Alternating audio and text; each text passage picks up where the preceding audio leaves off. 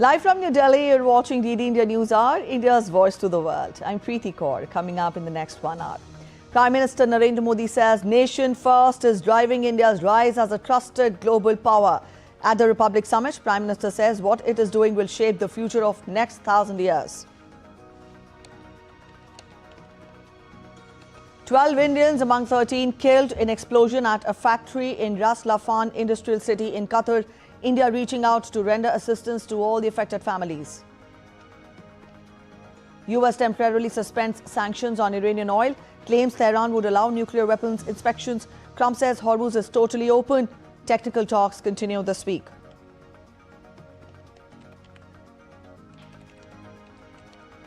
BRICS National Security Advisors meeting continues in New Delhi as NSA meets counterparts on the sideline, discusses West Asia and India-China ties. And in FIFA World Cup, Argentina and France reach knockout stage. Argentinian star Lionel Messi becomes all-time leading World Cup scorer, while Haaland scores twice on Norway's World Cup return after 28 years.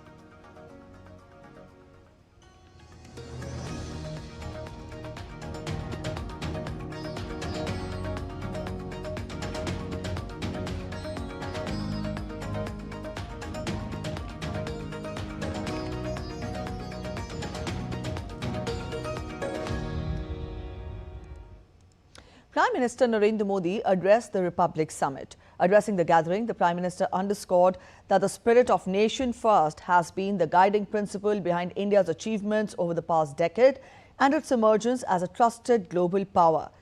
He remarked that the decisions and actions being undertaken today are laying the foundation for the country's future over the coming centuries. हम किसी क्षणिक घटना पर उतावले होने वाले देश नहीं है। हम वो हैं जिसने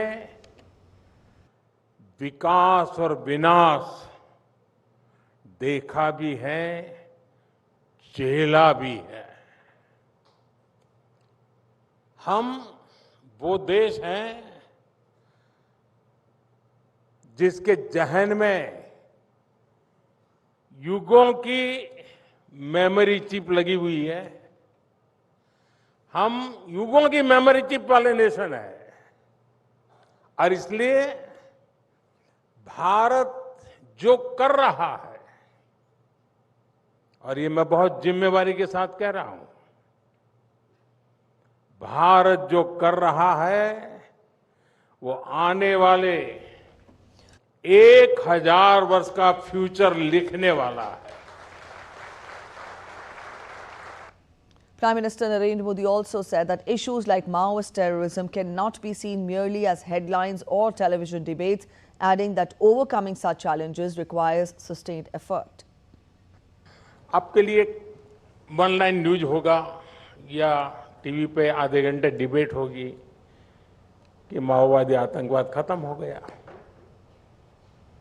चीजें ऐसे नहीं होती हैं, उसके लिए खपना पड़ता है। 12 Indians were among 13 people killed in an explosion at a factory in the Ras Laffan industrial city in Qatar. The explosion at the Barzan local gas supply facility at Ras Laffan industrial city, which is operated by Qatar Energy LNG, injured 66 people, including Indians.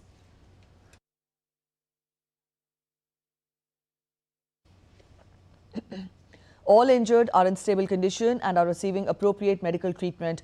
All those who got injured in the incident are in stable condition. As we told you, the Indian Embassy in Doha is working in close contact with the Qatari authorities to extend all possible help to the Indian nationals and their families affected by this incident, including ensuring that mortal remains of the deceased are sent to India at the earliest. India's External Affairs Minister Dr. S. Jaishankar, in a social media post on X, expressed deep sadness over the loss of lives and injuries, including of Indian nationals, in the explosion in Qatar's Ras Laffan industrial city. He informed that the Indian Embassy continues to be in touch with Qatari authorities and is reaching out to render assistance to the families of Indian nationals affected by this tragedy. Our thoughts and prayers are with the victims and their families. India will host the 16th BRICS National Security Advisors meeting from today. The meeting will be chaired by National Security Advisor Ajit Doval. During the meeting, the National Security Advisors and heads of delegation of business of BRICS member countries will exchange views on the theme Non-Traditional Security Challenges Confronting the World Today. They will discuss the rapidly evolving nature of national security challenges as well as the role of new technologies in emerging security threats. The National Security Advisors and heads of delegation will also review the outcomes of the recently held BRICS joint working groups on counter-terrorism and on security in the use of information and communication technologies. On the sidelines of the BRICS NSA's meeting, National Security Advisor Ajit Doval met his BRICS counterparts, including Chinese Foreign Minister Wang Yi. The two sides reviewed recent developments in bilateral relations and also noted progress towards gradual normalization. NSA Doval underlined that stable, predictable and constructive bilateral relations contribute to building of trust and better understanding between the two sides. The External Affairs Ministry has termed the discussions as constructive and forward-looking. NSA Doval also met Secretary of Multilateral and Political Affairs of Brazil, Carlos Cozinde. Both sides welcomed the cooperation between India and Brazil under the BRICS framework and reviewed India-Brazil bilateral relations. Doval also met Minister in the Presidency of South Africa, Khumbudzo Ntshavheni, on the sidelines of the 16th BRICS NSA's meeting. Both sides discussed India-South Africa bilateral ties, including exploring specific areas of development cooperation between the two countries. Both NSAs also exchanged views on ongoing regional and global developments. He also met his Ethiopian counterpart, Million Lema Tedise. Both sides explored areas of cooperation to enhance and deepen the India-Ethiopia strategic partnership. NSA Doval also met Deputy Secretary for Defense Affairs of Iran's Supreme National Security Council, Ghadir Nizamipur. Both sides reviewed the ongoing situation in West Asia. They also discussed cooperation under the BRICS platform and India-Iran bilateral ties. External Affairs Minister Dr. S. Jaishankar on Monday held a series of high-level interactions aimed at further expanding bilateral cooperation between India and Mongolia during his ongoing official visit. He met Speaker of the State Great Khural Sandak Byambatsogt in Ulaanbaatar and welcomed his support for India-Mongolia parliamentary exchanges and friendship. He also reiterated the support to deepening people-centric development partnership. He also had a warm interaction with Minister of Education Lenk Amgalan and former President N. Enkbayar of Mongolia on Monday afternoon.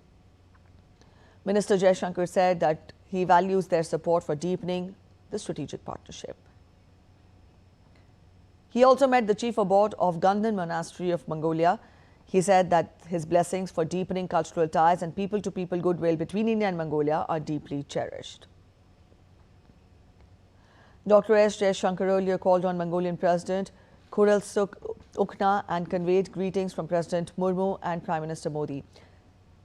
Minister Jaishankar said President Khurelsukh's visit to India last year had imparted strong momentum to the India-Mongolia strategic partnership.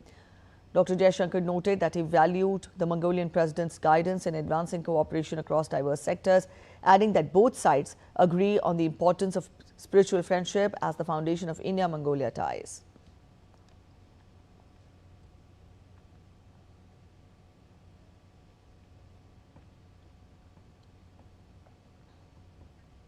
Earlier, External Affairs Minister also met his Mongolian counterpart, Batsetseg Batmung, and reviewed progress in bilateral cooperation in development projects, capacity building, security and multilateral fora.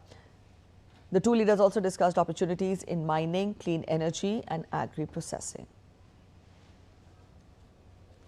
We really reviewed the entire gamut of our bilateral cooperation, including the development partnership, of which the oil refinery is the most important project. There is also an ICT center and a school and a number of quick impact projects. We spoke about capacity building, technology, economic and trade cooperation, supply chain cooperation, education, culture, defense, security, and energy.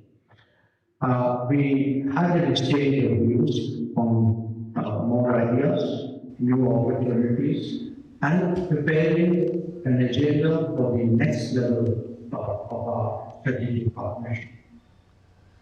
From Mongolia, Dr. S. Jaishankar will travel to the Republic of Korea on Wednesday for the final leg of his two-day visit.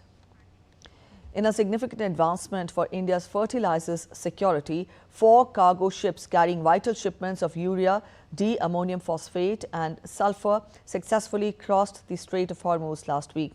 The ships are headed to 4 ports: Krishnapatnam, Kakinada, Paradeep and Mundra. Upon arrival, the cargo will be offloaded to supplement existing fertilizer buffers and secure ongoing agricultural requirements.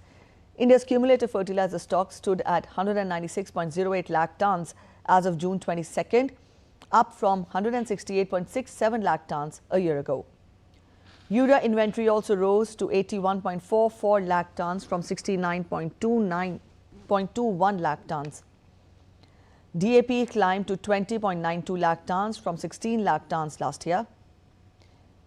NPKs improved to 55.91 lakh tons as against 46.13 lakh tons a year ago. Total fertilizer sales reached 153.4 lakh tons between March 1st and June 21st, reflecting strong agricultural demand. The government has maximized indigenous manufacturing capabilities alongside targeted import arrivals. India has also contracted 17.7 lakh tons of urea in its latest global tender. Total secured supplies of urea and P&K fertilizers is over 90 lakh tons for the Kharif season. Fertilizer procurement strategy coordinated with 28 Indian missions abroad. The initiative helped establish a steady and diversified supply of fertilizers. The government is coordinating with all stakeholders to ensure uninterrupted fertilizer supply across the country.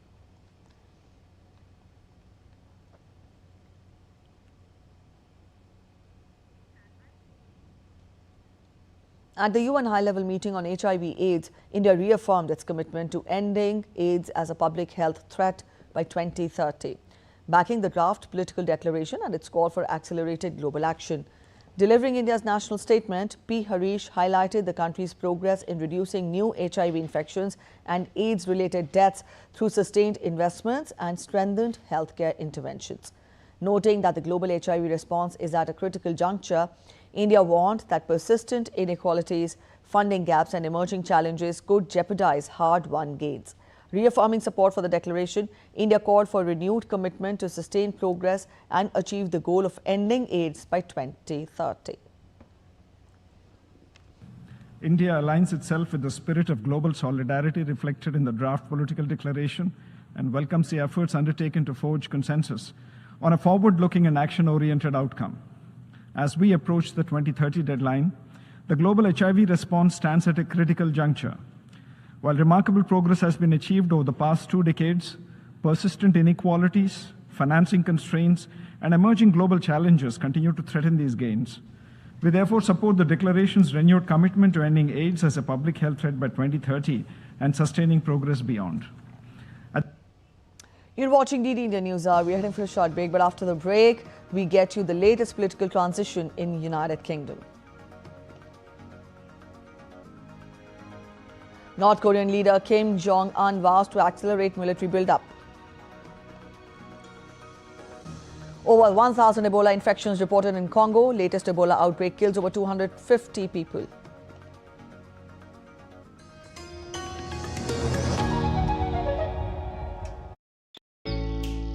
Jharkhand will mesmerize you with majestic nature, rich heritage and colorful culture.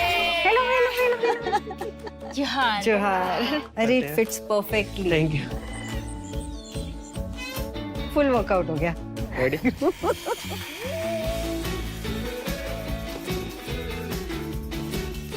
Postcards from Jharkhand on National Geographic.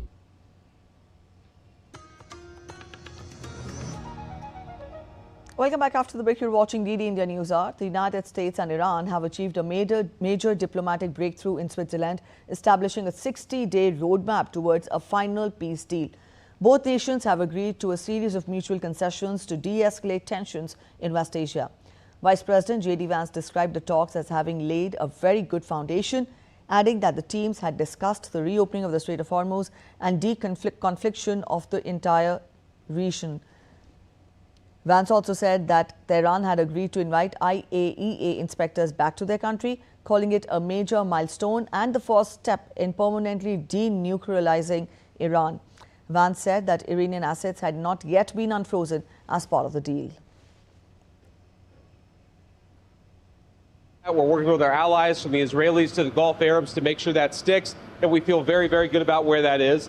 We have the Iranians allowing weapons inspectors, nuclear inspectors into their country for the first time in a long time. We're obviously going to bolster that inspection regime to make sure they can never have a nuclear weapon. And finally, we continue to make progress on these technical negotiations. We actually asked the Qataris to help us set up the mechanism so that we can ensure that the money goes where we want it to go. That money is not going to be unfrozen unless we continue to see progress. So that'll obviously be a big part of the negotiation in the days to come. However, Iranian state media and negotiators have given mixed signals, emphasizing a policy of commitment for commitment. Iranian Foreign Ministry spokesman Ismail Baghei listed the topics discussed as the establishment of a multi-party mechanism to end hostilities in Lebanon, Iran's oil and petrochemical exports, and the release of Iran's frozen assets. In response to the outcomes, Iranian President Masoud Pezeshkian said on Monday that Iran has engaged in the negotiations with dignity and confidence without offering any concessions. Meanwhile, the United States has suspended sanctions on Iranian oil on Monday after Vice President J.D. Vance said that Iran would allow UN nuclear inspectors to return to the country. The U.S. Treasury Department on Monday issued a temporary 60-day general license authorizing the production, delivery and sale of Iranian origin oil and petroleum products through August 21. Iranian oil can even be imported directly into the U.S. under the sanctions relief. It unlocks banking transactions, insurance and transportation, and does away with the complex networks that Iran has previously used to sell crude. US President Donald Trump warned Iran that he would do what I have to do if Tehran fails to honor its agreement with Washington. Speaking at the White House, Trump defended the interim US-Iran deal and claimed that funds being unfrozen for Iran would ultimately benefit American farmers through food purchases. His remarks came after Iranian officials pushed back on claims that Tehran is obligated to buy agricultural products exclusively from the United States. Well, I'm not going to tell you what I'm going to do, but it gets solved. I'm a problem solver. I get problems solved real fast, including with Bibi. As long as they respect us. I don't want to use the word fear, because that's an inappropriate word. But as long as they respect us, we're not going to have any trouble. We have total control of the strait. So the mechanism. You know, we have a Navy that had a blockade. I think the blockade was more impactful than dropping bombs, if you want to know the truth. It was, like I said, they call it the steel wall. Nobody got through. Not one ship got through, able to go to Iran. On his part, Oman's foreign minister said in a statement posted on X that he reaffirmed a commitment to international law and toll-free safe passage through the Strait of Hormuz in talks with Iranian negotiators. Foreign Minister Badr al-Buzaidi said that he had welcomed Iran's chief negotiator Mohammad Bakr Kalibaf and Foreign Minister Abbas Araghchi in Muscat, and added that the Iran-US talks which had taken place were constructive.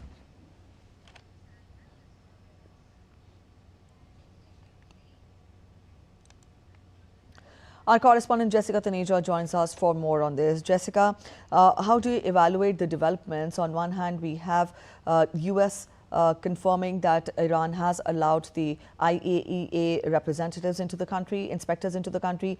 Added to that, the Strait of Hormuz also is open at present, as confirmed by President Donald Trump. Oman's foreign minister has also called the talks constructive. Put all this together, how lasting would this ceasefire agreement or the temporary truce between US and Iran could be? And added to that, how far could it help in bringing in peace in the region? Well, you heard the words of US Vice President J.D. Vance, who said you can't trust anybody's words, you have to trust what they actually do. And when you hear statements like that, you still see there is a kind of resisting, moment where change could be expected, but it'll take time to sort of evaluate things on the ground. When you talk about the Strait of Hormuz, while President Donald Trump is claiming that, it's open for business and ships are going through there, reports suggest only 20 ships have been able to cross, and on a normal day, on a heavy traffic day, there would be about 130 of those moving and exiting from, the Strait of Hormuz, from the Persian Gulf to the Gulf of Oman. So a lot really depends on the commitment from both sides and the kind of military deployment we see in the Strait and around Iran, the naval blockade that the United States had put in place. And look at the military buildup in the region. There are about 50,000, personnel there, army personnel there, guarding and protecting American interests. Dozens of warships. So there's a lot still that would lead to de-escalation in the coming time. Depends on how these technical discussions really progress in the next few days, because this is a memorandum of understanding only for 60 days. And that framework on how it progresses, on how the talks progress from both sides, the commitment, the trust, the demands from both ends, how are they put together in one place? For example, the Iranian says their assets should be unfrozen. About $100 billion is what they say. And right now they're receiving about $6 billion, in the recent future. That is just about minuscule of what they're expecting. So how does that move ahead is what we'll have to see. But from the American side, the priority is, of course, the markets, the military, as well as the midterms. They apparently have, little concern or cause of what happens in the immediate future as countries like us, which have which are dependent on energy from across the region. It is not such a massive issue for the Americans on that front. But yes, a lot of pressure, not just from the domestic audience, but people from around the world on how this has escalated and dampened economies. Right. And there will have to be a mechanism that sort of fixes all of this after whatever happened on February 20th. All right, Jessica, we'll leave it here. Thank you so much for joining in. As we told you, Britain will have its 7th Prime Minister in a decade this year, after Labour leader Keir Starmer was ousted by his own party. Here's what happened to his predecessors. Take a look. David Cameron served as UK Prime Minister from May 2010 to July 2016. He called an EU referendum and campaigned to remain, but after the June 2016 vote to leave, Cameron resigned as the Prime Minister. Theresa May became UK Prime Minister in July 16 after the Brexit referendum. She called a snap election in 2017 but lost her majority, weakening her Brexit position. After failing to pass her Brexit deal, she resigned in July 2019. Boris Johnson became UK Prime Minister in July 2019. After a series of scandals and mass resignations from his government, he stepped down in September 2022. Liz Truss became UK Prime Minister in September 2022 but resigned after 49 days due to market turmoil. Her economic plan triggered instability and she lost Conservative Party support. Rishi Sunak became UK Prime Minister in October 2022, stabilizing the government after the Truss crisis. He struggled with Conservative Party infighting. In July 2024, he lost the general election to Keir Starmer. In other news, North Korean leader Kim Jong-un has reaffirmed that maintaining and strengthening the country's nuclear arsenal is essential to dealing with an increasingly uncertain global security environment. Speaking at a meeting of the ruling Workers' Party of Korea Central Committee, Kim pledged to speed up military modernization efforts. He accused the United States and South Korea of escalating tensions through enhanced joint nuclear deterrence measures, which he claimed are aimed at North Korea. Kim also called for expanding conventional military capabilities and accelerating construction of a 10,000-ton guided missile cruiser. Despite international sanctions and diplomatic pressure, North Korea continues to reject denuclearization and insists on retaining its nuclear weapons. Over 1,000 Ebola infections have been recorded in the Democratic Republic of Congo, where the latest outbreak has killed more than 250 people, official figures showed on Monday. The country's National Institute of Public Health confirmed 1,003 cases and 254 deaths, with a fatality rate of 25%. The latest outbreak of the deadly hemorrhagic fever was declared on May 15th. Almost all cases are in Eatery province in the northeast of Congo, a conflict-weary region plagued by armed groups. In total, 3 provinces have been affected: Ituri, neighboring North Kivu, and South Kivu, home to around 15 million people. The virus has also spread to neighboring Uganda, where the World Health Organization has recorded 20 cases and 2 deaths. Though Kampala said that the situation was under control earlier this month, the outbreak is caused by the rare Mandibagyo strain of the virus, for which there is no vaccine or specific treatment. You're watching DD India NewsHour. We're heading for a short break, but after the break, President Draupadi Murmu to confer 65 Padma Awards in the second civil investiture ceremony on Tuesday evening. Stay with us for a quick roundup on the global weather pattern. Canada observes National Day of Remembrance for victims of terrorism.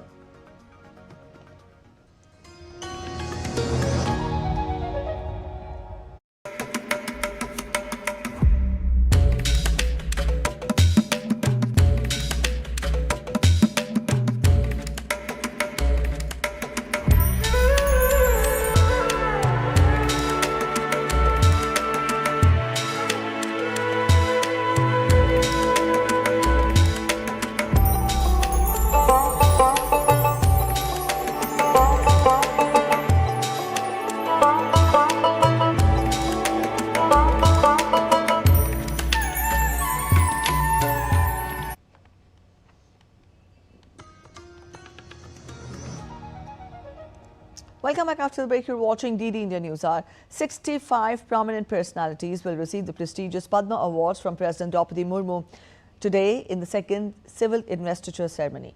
The President will present 65 Padma Awards, including 2 Padma Vibhushans, 7 Padma Bhushans and 56 Padma Shri. Playback singer Alka Yagnik, actor Mammootty, American oncologist Dattatreyu Nori, tennis player Vijay Amritraj will be receiving Padma Bhushan during the ceremony. Former Indian cricket captain Rohit Sharma and hockey player Savita Punia will be receiving Padma Shri during the function.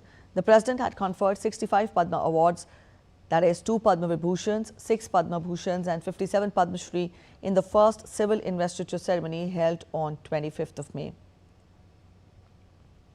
On Republic Day Eve, the government had announced 131 Padma Awards for 2026, including 5 Padma Vibhushan Awards.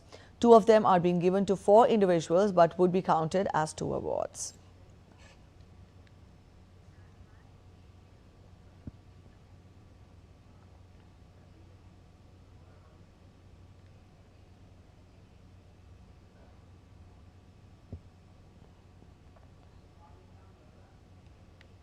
Prime Minister Narendra Modi remembered Dr. Shyama Prasad Mukherjee on his death anniversary. In a social media post on X, the Prime Minister wrote, and I quote him, "On his Balidan Divas, I pay homage to Dr. Shyama Prasad Mukherjee, a distinguished patriot, scholar and statesman who dedicated his life to India's development.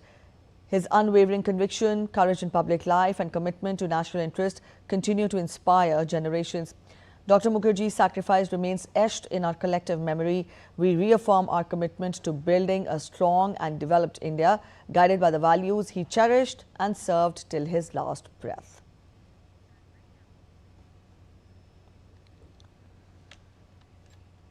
The India Meteorological Department has raised concerns that the southwest monsoon 2026 may remain weak or stalled over parts of India for another week.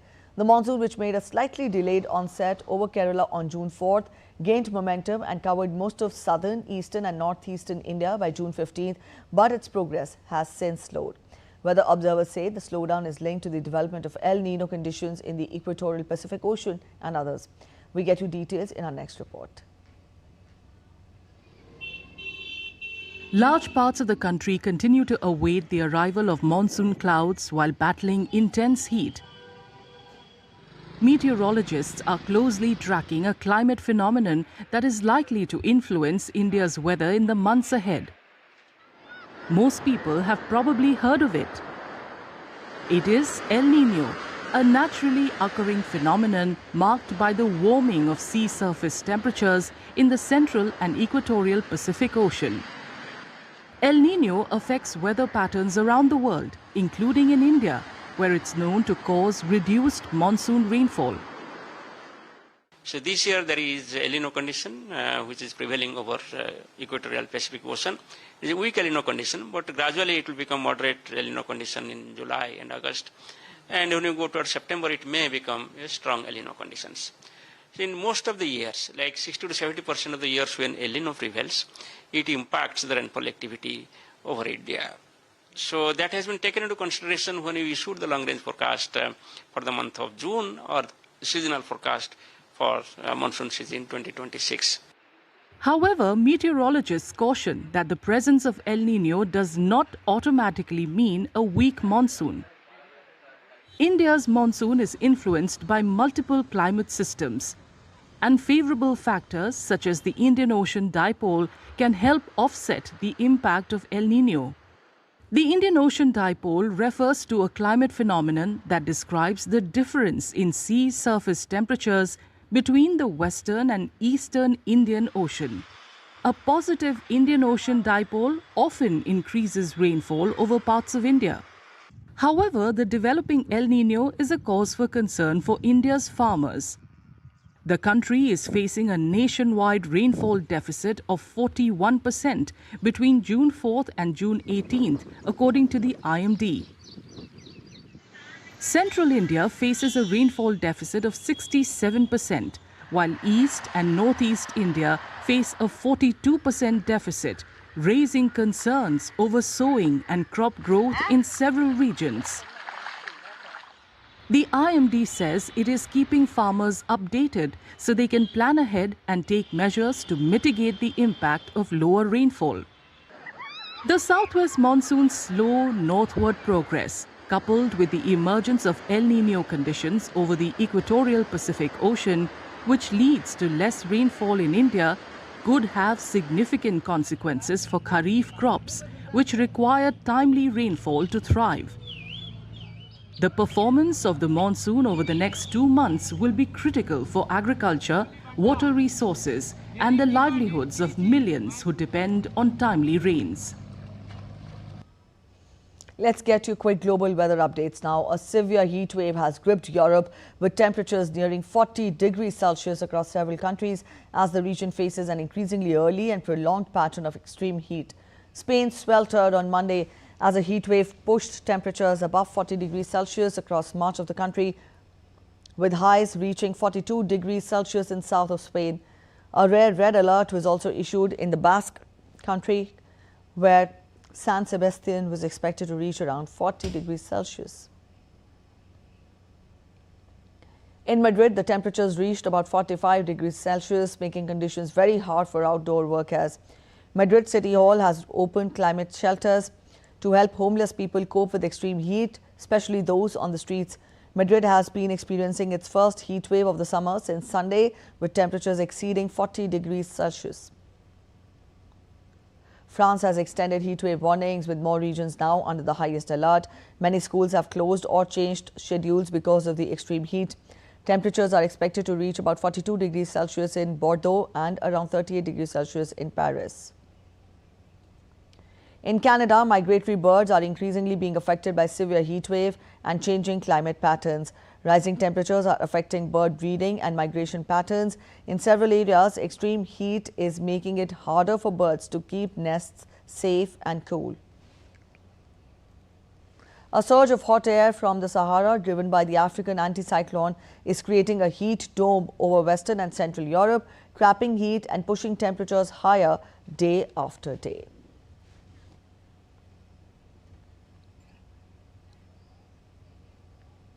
Canada is observing National Day of Remembrance for Victims of Terrorism. This annual day of mourning honors all individuals affected by acts of terror worldwide and makes the anniversary of the 1985 bombing of Air India Flight 182, which is considered to be one of the deadliest acts of aviation terrorism in Canadian history.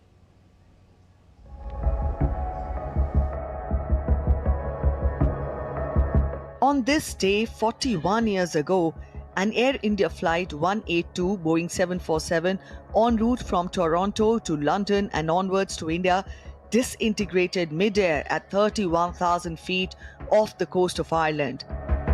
The explosion was caused by a suitcase bomb planted by Canada-based Khalistani extremists. All 329 passengers and crew members on board were killed, including 268 Canadian citizens, 27 British citizens, and 22 Indian citizens. Less than an hour prior, a second suitcase bomb linked to the same plot detonated at Tokyo's Narita airport, killing 2 baggage handlers. In 2005, Canadian government officially proclaimed June 23rd as the National Day of Remembrance for victims of terrorism to honor those lost to acts of terror worldwide. Memorial services are held annually at monuments dedicated to the victims. Today serves as a solemn reminder of the devastating impact of violent extremism and the enduring grief of the families left behind.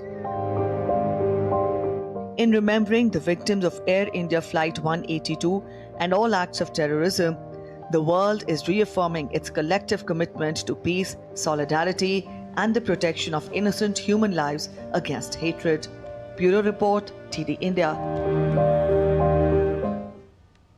And now we get to an update on one of the top stories we're tracking here at DD India NewsHour. India is hosting the 16th BRICS National Security Advisors meeting today. As we told you, the meeting is being chaired by National Security Advisor Ajit Doval, who received his counterparts and representatives from BRICS countries a short while back. The meeting is now underway, during which NSAs and heads of delegation of BRICS member countries are exchanging views on the theme non-traditional security challenges confronting the world today. They are expected to discuss the rapidly evolving nature of national security challenges as well as the role of new technologies in emerging security threats. The National Security Advisors and heads of delegation will also review the outcomes of the recently held BRICS joint working groups on counter-terrorism and on security in the use of information and communication technologies. You're watching DD India NewsHour. We're heading for a short break, but after the break, India faces arch rivals Pakistan in the FIH Pro League in London on Tuesday. International Olympic Day is being celebrated worldwide today to promote excellence, friendship and respect.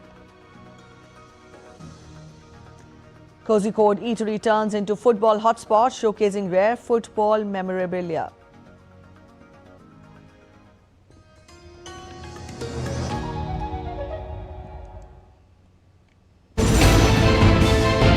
Geopolitics and trade deals. Economic challenges amid development. Hard work and the path to prosperity. It's the economy, always. Between walkers, money is what money does and says. Supply creates its own demand. Between the bulls pulls and bears tears. When supply chains globalization and India rises to the podium. We'll get you centered with the economic brief at 8 p.m. every Thursday on DD India.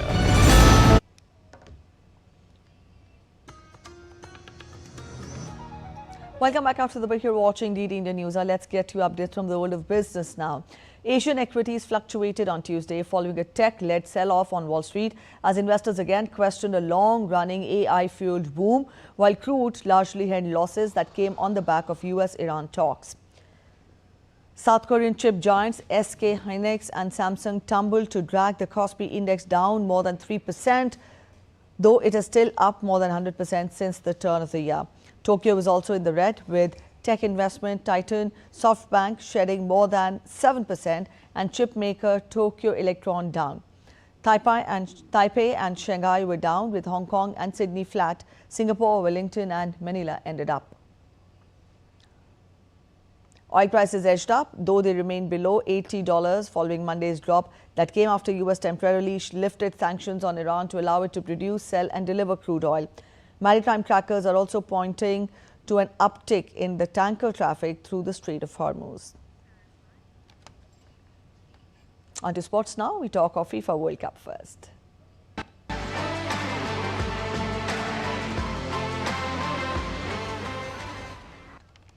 Erling Haaland scored his second World Cup brace in a row as Norway beat Senegal 3-2 at New Jersey Stadium to secure their place in the last 32. Norway substitute Marcus Holmgren Pedersen struck late in the first half before Haaland doubled the lead shortly after the break in the Group 1 fixture on Monday. Ismaila Sarr cut the deficit for Senegal, only for Haaland to punish more stacked defending as Norway progressed to the knockout rounds with a game to spare, despite a late consolation from Sarr. Norway have lost only once in their last 18 matches and will take on France in a compelling battle for top spot in the group in Boston on Friday. Senegal must beat Iraq, who are also without a point in their final game, to stand a chance of avoiding an early exit. Meanwhile, in a World Cup match that was delayed for over 2 hours because of thunder and lightning in the Philadelphia area, it was France star Kylian Mbappe who made it rain while the game was being played. The France star scored twice, once before and once after the weather delay, as the 2018 World Cup champions cruised to an easy 3-0 win against an overmatched Iraq team. Once back on the field after half-time, it was more of the same for France, with Ousmane Dembele setting up Mbappe for his second before scoring France's third for the first World Cup goal. The result has France, who could return to Philadelphia to play Germany on July 4th, with 6 points from 2 games after beating Senegal 3-1 in their opener.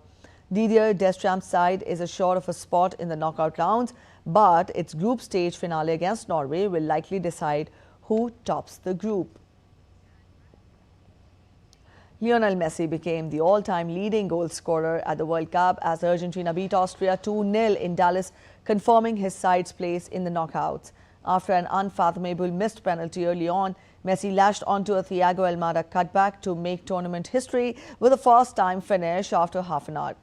Ralf Rangnick's men struggled for quality in the second half before a stoppage time break saw Messi have an effort blocked before he tucked home his 18th in tournament history. In another match, Egypt beat New Zealand 3-1 to claim the nation's first ever World Cup win. Egypt were a goal down at half-time but turned the match on its head in the second half, with Mohamed Saleh contributing a goal and an assist. Having drawn with Belgium in their opening game, Egypt are top of Group G and would seal first place with a draw against Iran on Friday. Even a defeat would still most likely see Egypt make the knockout stages for the first time at the World Cup. India faces arch rivals Pakistan in the FIH Pro League at the Lee Valley Hockey and Tennis Centre in London on Tuesday. India enters the highly anticipated match riding high on a thrilling victory over the reigning Olympic and Pro League champions in the Netherlands. In fact, that is the Netherlands. They also beat world number 1 Germany during the same leg. While Pakistan is looking to bounce back following a challenging European leg, the two powerhouses of world hockey will play each other for the first time since the Asian Champions Trophy 2024, where India edged Pakistan 2-1.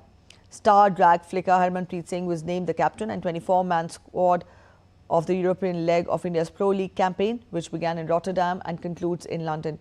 Veteran midfielder and former skipper Manpreet Singh, who became India's most capped player during the Rotterdam leg, will also feature against Pakistan.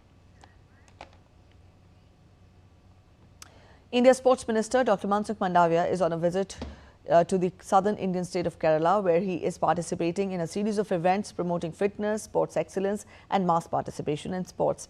The Union Minister began his engagements by participating in the Cycling by the Sea, a cycling event from Chakai ITI to Shankumogam Beach in Thiruvananthapuram. Organized to promote Prime Minister Narendra Modi's vision of Fit India movement, the initiative seeks to encourage people to adopt active and healthy lifestyles through cycling and other fitness activities. International Olympic Day is being celebrated across the world today, promoting the values of excellence, friendship and respect. With the theme, "You can do this, let's move," the day encourages people to embrace fitness while inspiring the next generation through the power of sport. International Olympic Day is like a global relay where every country passes on the baton of sportsmanship, discipline and unity, carrying forward a shared dream of a healthier and stronger world. International Olympic Day is being celebrated across the world today, highlighting the values of excellence, friendship and respect that define the Olympic movement. Observed every year on June 23rd, Olympic Day marks the founding of the modern Olympic Games in 1894. It is a day that encourages people of all ages to stay active, participate in sports and embrace a healthy lifestyle.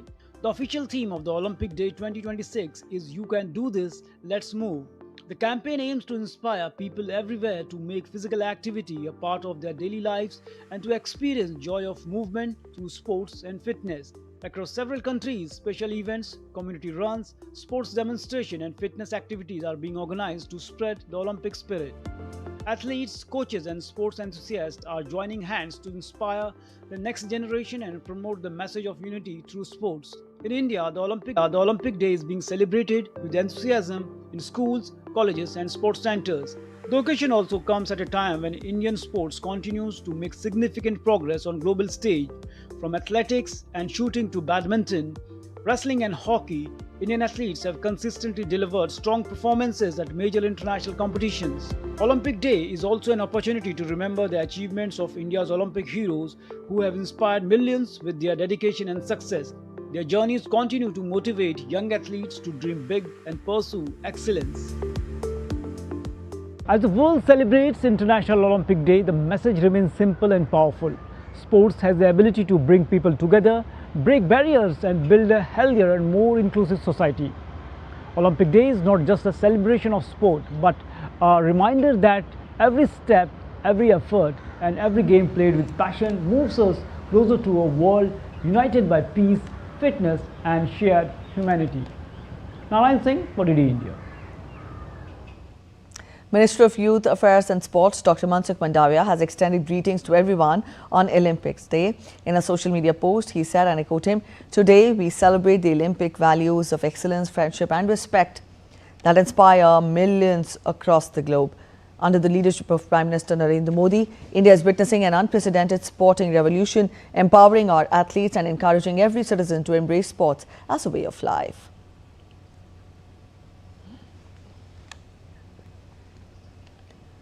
In Kerala's Kozhikode, a modest roadside eatery is drawing attention for its extraordinary celebration of football.